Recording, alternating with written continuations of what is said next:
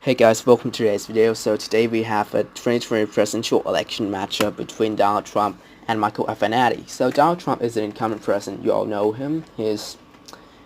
Obviously he's the president. And for your information, his approval rating is on the rise. It's climbing up. And according to the Rasmussen poll, his approval rating is at 50%. Although the Rasmussen poll is quite leaning toward the Republican side, but yeah, every other poll also shows his approval rating climbing up, even liberal polls or independent polls.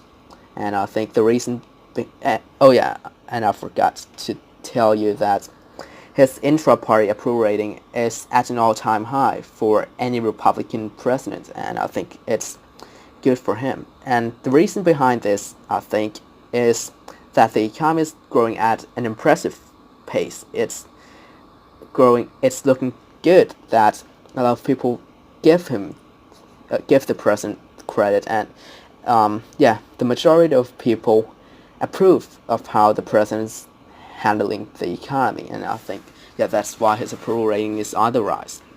And now on the Democratic Party side, Michael Avenatti, he appears on news regularly.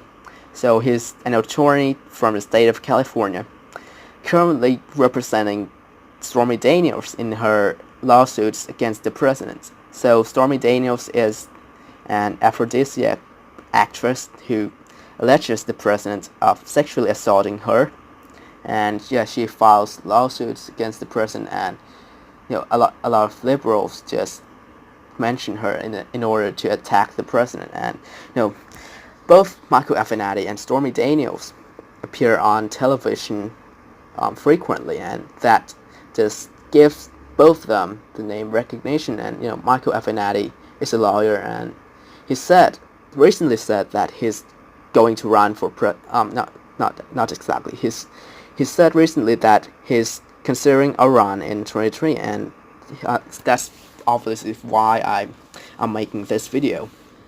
And he's a lawyer. He's not a politician. He's not a businessman like Donald Trump. He doesn't have the as people perceive the experience at managing things, and he doesn't have that inspiring stories that Donald Trump had in 2016, and he just can't fire up people the way Donald Trump could do in 2016, and I think this would end up hurt him. Yeah. So now let's get to our business. We're gonna vote this electoral map. Firstly, the states that are safe for the Republican Party and the Democratic Party.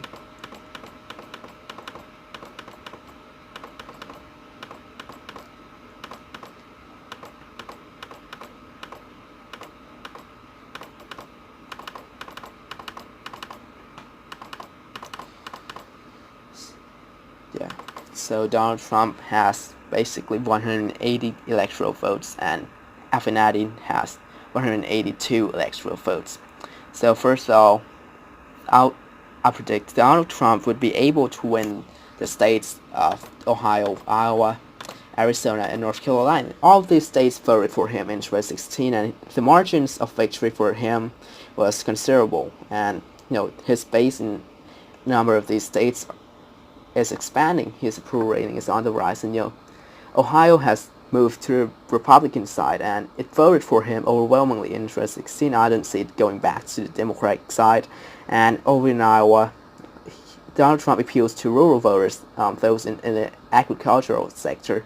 He appeals to conservatives, to whites in Iowa, and that's just so he won he won the state in 2016, and he would do so again in 2020. And the state of Arizona, is typically Republican. It's a solid Republican state, obviously. And North Carolina is a leaning Republican state, and Donald Trump won it. Mitt Romney did. George W. Bush did it, and John McCain lost it to Obama narrowly.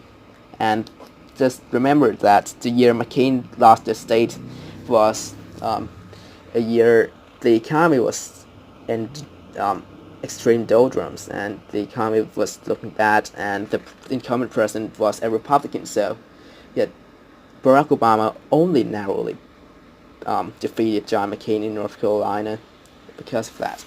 But in this case, Donald Trump would be able to win all of these states, all of these 4 states. They are moving toward his side, so they would give him, push him to 230 electoral votes. So now the states of Minnesota, Wisconsin, Michigan, and Pennsylvania, I predict would all go to Donald Trump. Pennsylvania, Wisconsin, and Michigan did go to the president in 2016, but by a small margins. And Wisconsin is moving to the Republican side. A lot of counties have become more and more conservative, and Michigan, I think, and if the Democratic candidate is someone other than Avenatti, I think the state of Michigan may flip. But in this case, Avenatti, I don't think he's a strong candidate, strong enough to flip back this state. And he doesn't appeal to anybody. He doesn't appeal to working class voters. He doesn't appeal to black voters in Detroit, and that's just gonna leave the state of Michigan to the Republican side, and Pennsylvania is moving to the Republican side. Donald Trump appeals to steel workers in this state. His tariffs would be a reason he would claim to gain their support, and his Donald Trump's appeal expands to rural white voters in Pennsylvania, and that's why I think he would handily win this state against Michael Avenatti. Hillary Clinton lost it in 2016, and Avenatti is even weaker than Clinton. I think he wouldn't be able to win it. And over in the state of Nevada, I'll see another flip, because the president's approval rating here is doing pretty good, and Nevada voted for Republican presidents before, and the race here was close in 2016. I see the president winning this state, and Michael Avenatti doesn't appeal to Latino voters in these areas, and the president's approval rating among Hispanic voters is increasing, and I think that's because the unemployment rates for the Hispanic unemployment rate is down. So I think that's why his approval rating among Hispanics is going up and is doing pretty well. And yeah, that's why he would win the state of Nevada. But the state of New Mexico and Colorado, I think Avenatti would be able to win, because these 2 states are pretty liberal. They have solid blue identity, and they have moved left since 2008. And yeah, Hillary Clinton won it, not by a close margin. It's by not big either, but yeah, she won it by margins that should be reckoned with. These states are moving to the left, and so is the state of Virginia. Donald Trump wouldn't be able to win Virginia. It's moving to the left, and yeah, the president's he's just unpopular in Virginia, and Virginia's educated voters, more educated voters, more moderate voters, and going to put him to victory in their own state. But over in Florida, I see a Trump victory, because the president's approval rating in Florida is climbing up, and his base in Florida is expanding. He's doing well with Hispanic voters, and he appeals to a lot of working class voters in the state of Florida, and a lot of white conservatives are moving in. So yeah, and plus Michael Avenatti just isn't a strong candidate. I think Donald Trump would be able to win the state of Florida, and he would be able to win the state of New Hampshire.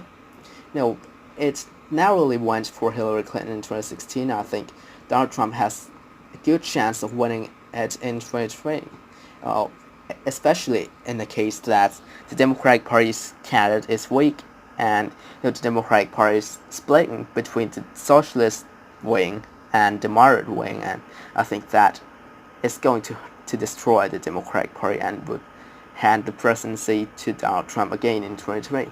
Except, if things go awry and people would just vote him out. But yeah, in this case, I think Donald Trump would be able to win because Avenatti isn't a strong candidate. A lot of Democrats wouldn't be able to, wouldn't be willing to support him. He doesn't have the experience, and a lot of independents wouldn't be inspired by him. He doesn't have, the ability to inspire people, to motivate people, to convince people to vote for him, and that's, those are the abilities that Donald Trump had in 2016. He still has. He still has. But anyway, down to the last state, Maine. I think Donald Trump would win 3 electoral votes out of 4, and this is because Donald Trump's approval rating here is, not approval rating, sorry, the margin of victory here was impressive. In the second district, he won the second district by a large margin, and in the 2 electoral votes, the 2 electoral votes of Maine, he lost it very narrowly. And I think in this case, Avenatti is a weak candidate. He wouldn't be able to win it, but the first district is still inclined and favored to be Democratic. So yeah, Donald Trump wouldn't be able to win the first district, and this is the final electoral map for this scenario of the 2020 presidential election. So thank you guys so much for watching this video. You can check out my other videos, the ones shown in the screen right now, and you can like, share, and subscribe for more political videos like this, and I'll see you all later.